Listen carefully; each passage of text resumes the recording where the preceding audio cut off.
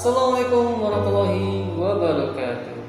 Alhamdulillah, kembali lagi dalam program acara Tugas Kelas 9 bersama saya Huzaifah Rizal Firdaus.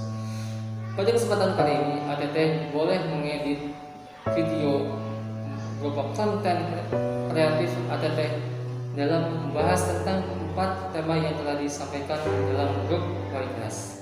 Oleh karena itu, Bapak sini hanya mencontohkan contoh menjadi salah satu presenter yang mana akan memunculkan satu berita tentang bahayanya TikTok yang akan dibahas oleh Bosman.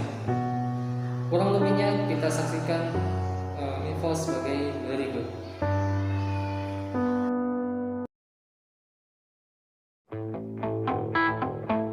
Dalam informasi cara cerdas bernegara kali ini, kita tampilkan sesuatu yang beda. Informasi kali ini akan mulai dengan memisahkan boy from man. Kita semua mengetahui bagaimana seorang anak tumbuh dari akil balik, kemudian menjadi dewasa. Begitu juga di dalam bernegara. Dewasa bukan masalah usia. Misalnya Amerika, negara yang usianya lebih dari 200 tahun saat ini, baru bisa menerima kepemimpinan dari kalangan minoritas. Pertama, pada saat Kennedy menjadi presiden Amerika karena Kennedy beragama Katolik. Katolik adalah agama minoritas di Amerika. Kemudian di periode lalu, untuk pertama kali presiden kulit berwarna Obama, lalu juga bisa menerima presiden koslet macam Trump yang dipilih dibandingkan presiden wanita. Hingga saat ini belum ada presiden wanita di Amerika. Indonesia jauh lebih maju, sudah ada presiden wanita. Bahkan banyak lagi yang tidak mungkin terjadi di negara lain terjadi di Indonesia. Indonesia lebih siap di banyak hal. Karena itu selayaknya Indonesia itu harus menjadi negara pemimpin dunia. Bandingkan dengan negara idola, Tiongkok. Selama komunis akan selalu mayoritas suku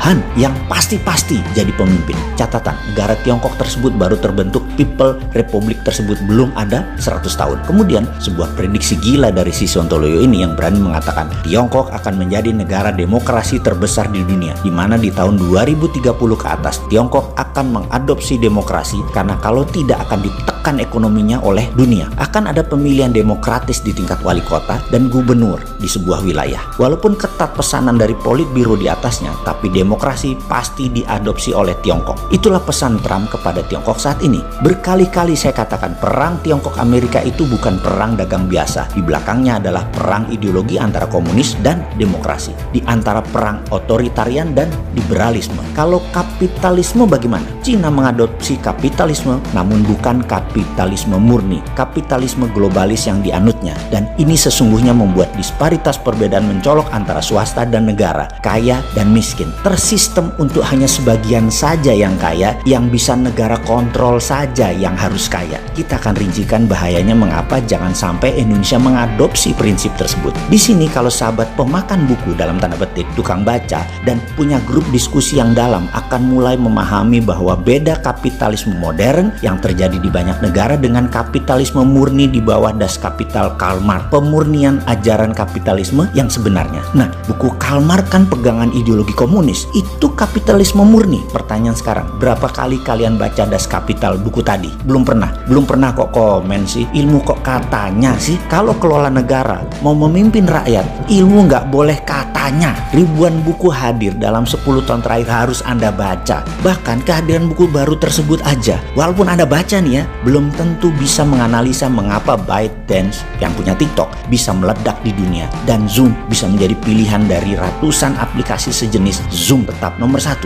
Kita akan menjelaskan secara detail ya, bagaimana TikTok diciptakan. Artificial Intelligence yang memacu adrenalin anak di bawah 25 tahun dipelajari 3 tahun secara mendalam sebelum membuat aplikasi selama 2 tahun sebelum diluncurkan 2 tahun yang lalu. Jadi sudah 7 tahun perjalanan panjang TikTok tersebut dengan mengubah atau bahasa sainsnya mengengineering minat seseorang. TikTok bukan memenuhi maunya pasar, tetapi pasar minatnya diubah sesuai maunya TikTok. Kehadiran TikTok mengagetkan Microsoft, mengagetkan dunia. Yang saat ini Microsoft menjadi leader di dunia teknologi. Mereka tidak paham mengapa TikTok bisa lakukan itu. Dan mereka ingin tahu bagaimana psychological engineering tersebut bisa dilakukan. Dan ini artinya bisa mengarahkan manusia nantinya kemana saja sesuai maunya platform. Sekali lagi, dulu bisnis itu create want, menciptakan keinginan dari sebuah need, dari sebuah kebutuhan. Misalnya, seorang kerja di Jakarta, tinggal di Depok. Kebutuhannya adalah alat transportasi.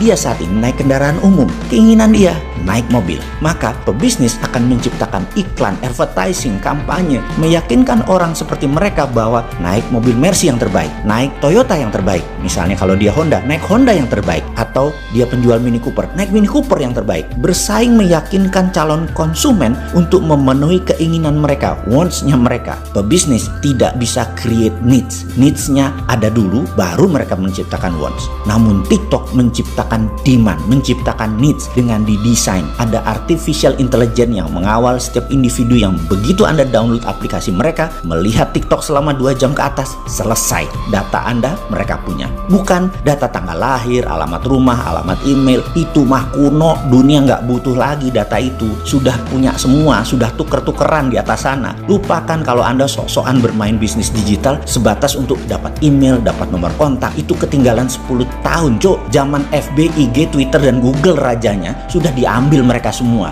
Sekarang yang diambil psychological faktornya seperti minat, passion, interest, fokus, harapan, impian, kemarahan, kerinduan, cinta. Semua kebaca. Oleh karena itu banyak negara TikTok dianggap alat intelijen, dan itu benar. Sayangnya ya, hal seperti ini di negara kita banyak yang nggak paham, termasuk pejabatnya, termasuk masyarakatnya. Ya karena nggak pernah baca buku, nggak pernah diskusi, nggak ada yang minat, dan itulah untungnya. Semua menjalankan bisnis, menjalankan kehidupan di Indonesia sederhana, persis tak berubah selama 20 tahun terakhir, atau bahkan mungkin 40 tahun terakhir, sama. Kembali ke tema di awal tentang kapitalisme. Kita akan purifikasi kapitalisme di Indonesia dalam pemahaman agar jangan menjadi negara ke arah otoritarian dan elitis kapitalis ala komunis. Kita negara demokrasi Pancasila, bernegara ya ala Pancasila. Cocok dengan apa yang terlahir di atas bumi, kekayaan di dalam bumi Indonesia. Cocok dengan budaya ribuan tahun peradaban Nusantara tanpa perlu budaya impor. Semua terkandung di dalam ekonomi Pancasila, bernegara Pancasila. Karena ekonomi Pancasila adalah satu-satunya sistem yang menjalankan purifikasi kapitalisme. Ada yang minat lebih paham tentang beginian, yang akan membuat Indonesia menjadi man.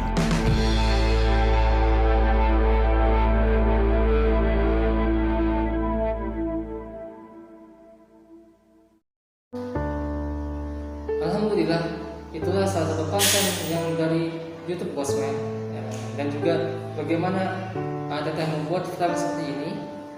Nanti setelah Teteh membuat vitamin seperti ini atau cuplikan apapun yang sesuai dengan karakter Teteh, boleh saja nanti cara mengumpulkannya, program konten yang Teteh bikin diupload di blognya masing-masing.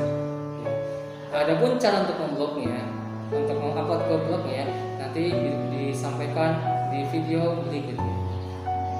Insya Allah segini saja dari Bapak, dan bila ada pertanyaan, Pak, apakah harus sama seperti Bapak seperti ini? Tidak. Apapun caranya, apapun kontennya, yang penting sesuai dengan tema yang telah disampaikan, 4 tema di blog PK. 4 tema ini bebas mau seperti Bapak seperti ini, kayak konsep presenter ataupun video-video yang lainnya. Yang penting kontennya tidak jauh dari 4 tema yang diberikan di grup komunitas KTT masing-masing. Sekian dari Bapak, kurang lebihnya mohon maaf. Bila ada pertanyaan, tanya langsung. Assalamualaikum warahmatullahi wabarakatuh.